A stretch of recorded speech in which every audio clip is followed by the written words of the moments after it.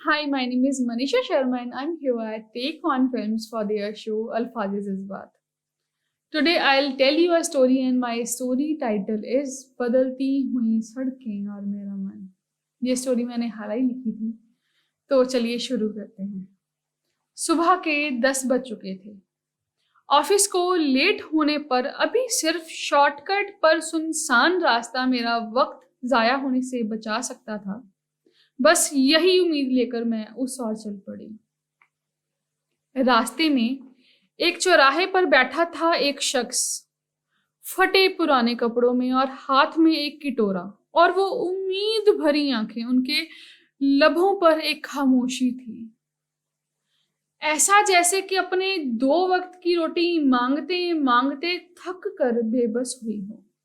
वो मुझे दूर से देख रहे थे अपने पास आते हुए, और मैं गुजर गई। मुझे ऐसा लग रहा था कि जैसे मजबूरी की हथकड़ी से मेरे हाथ बंधे हों और वो अफसोस वाला भारी सा पत्थर मेरे सीने में धंस गया था। और वो मजबूरी थी आजकल के कैशलेस डिजिटल वर्ल्ड की। बैंक बैलेंस होने पर भी मेरा क्रेडिट कार्ड उस आदमी का पेट नहीं भर सकता था। खुद को लानते देती देती मुझे याद आया, हाँ हाँ हाँ वही, अपना टिफिन तो मैं उनको दे सकती हूँ ना। फिर क्या था, गई वापस और थमा दिया उन्हें अपना टिफिन। उनकी दुआओं से, मेरी मजबूरी की हथकड़ियों से मैं रिहा हो गई थी, और उनके चेहरे के सुकून ने मेरा भारी पत्थर दिल को भी मोम बना दिया था। फिर क्या था, चेहरे पर पड़ी एक लाइट। वो लाइट कोई हेवन से आई हुई लाइट नहीं थी, बल्कि मेरे हाथ पे लगी उस गोल्ड वॉच की थी, जो कि शायद मुझे रिमाइंड करवा रही थी कि मैं ऑफिस के लिए लेट हो गई हूँ। अंकल को जल्दी जल्दी अलविदा कहा और चल पड़ी ऑफिस की तरफ। रास्ते में उनको खाना देने से मुझे याद आया, मैंने उसके लिए भी तो सेम डिश को कितनी बार ट्राई करने के बाद वो जो मुझे लग रहा था परफेक्ट है बनाकर लेके गई थी मैं उसके लिए, उसकी फेवरेट डिश पूरी चने। सबको पता ही होगा कितना अच्छा लगता है अपने लवर के लिए कुछ बना के लेके जाना, और वो भी उसकी फेवरेट डिश।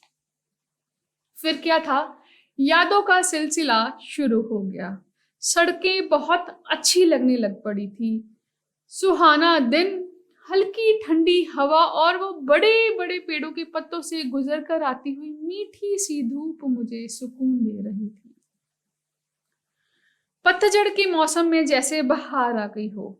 सड़क के किनारे पर टी स्टॉल ने मुझे याद करवाया उसके साथ पी हुई हर रोज शाम को क्लास खत्म होने के बाद चाय, और कार्टून, वो भी तो हमने साथ में देखे थे ना, ड्रैगन वाले। फ्लाईओवर तो मानो उस ड्रैगन की पीठ लग रहा हो, जैसे कि वो ड्रैगन खुश हो रहा हो। रास्ते में स्टेशन के पास आते हुए ट्रेन की आवाज ने मुझे याद करवाया उसके साथ देखी हुई दिल वाले दुल्हनिया ले जाएगा का वो लास्ट सीन, जिस पे हम उस राज से भी ज्यादा खुश थे कि आखिरकार राज को सिमरन मिल ही गई। और पता नहीं क्यों एक दूसरे को देखकर बिना कहे हमने भी मन ही मन में एक दूसरे का साथ देने का वादा कर लिया था। इतनी मीठी यादों के साथ तो अब भीड़ भरे रास्ते भी अच्छे लगने लग पड़े थे, मानो सारी दुनिया अच्छी हो गई हो। अक्सर ऐसा होता ही है ना, जो लोग प्यार में हो या जिनको कभी भी प्यार हुआ हो, वो लोग मेरी इस बात से रिलेट जरूर करेंगे। अब मैं ऑफिस पहुंच गई थी, सबको गुड मॉर्निंग विश की और लग गई काम में। कई लोगों से मिली और कई नए प्रोजेक्ट्स डिस्कस किए। काम ही पता ही नहीं चला कब 6 बज गए। सर्दियों के दिनों में अक्सर रात जल्दी हो जाती है। लैपटॉप बैग पैक किया और चल पड़ी घर की तरफ। रास्ते में आई एक कॉल। अक्सर माँ की कॉल आ ही जाती थी जब मैं थोड़ा सा लेट हो जाती थी। रास्ते पर साइड पर रुकी और फोन देखने पर मुझे पता लगा कि ये कोई और नहीं, मेरी बेस्ट फ्रेंड की कॉल थी। वो रो रही थी। काफी पूछने के बाद उसने बताया उसका ब्रेकअप हो गया था। काफी देर समझाने के बाद घर पहुंचते ही उसको बैक कॉल करूंगी, ये वादा करके मैंने फ़ोन कट किया और घर की ओर चल पड़ी।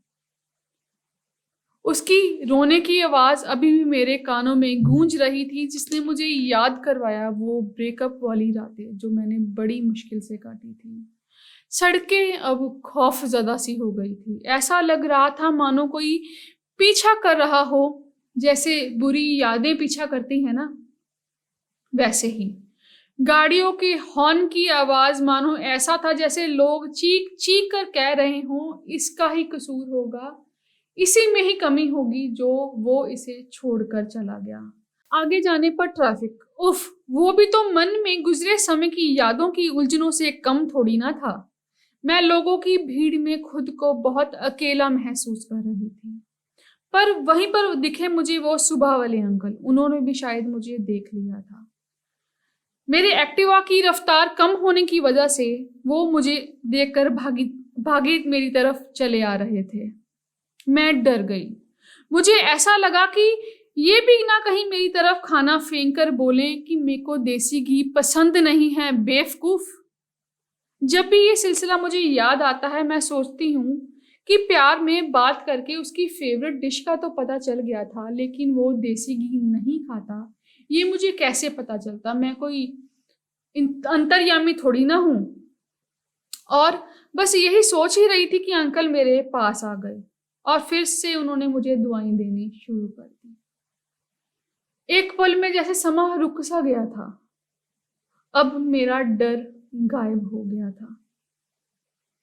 बस तभी मैं समझ गई थी कि जिंदगी की सड़कें कभी नहीं बदलती, हमारा मन ही है जो भटकता है। यही सोचती सोचती मैं अपने घर पहुंच गई।